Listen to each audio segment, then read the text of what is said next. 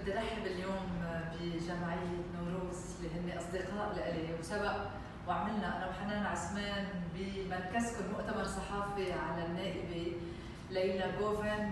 للأسف وقتها كانت مسجونة وطلعت من السجن، سجن أردوغان اللي هو ما بنعرف عليها معايير وعلى أي أساس، اللي طبعا سجله بحقوق الإنسان صار مخيف جدا.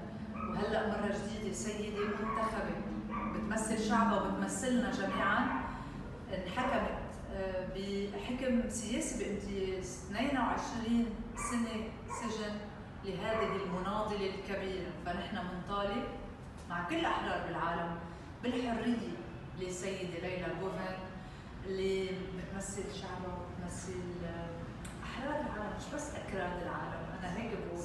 أنا بشكركم على اهتمامكم بهذا الموضوع. مواضيع الإنسانية دايماً ولا مرة بتتأخروا. عم نتشارك كثير بالمواضيع اللي لها علاقة بحقوق الإنسان وحق الناس بتقرير مصيرها وحياتها. ويمكن أنتم الشعب الكردي دفع ثمن كثير كبير بهذا المجال، الأكراد والأرمن الأشوريين واليونان، ودايماً جزار واحد للأسف.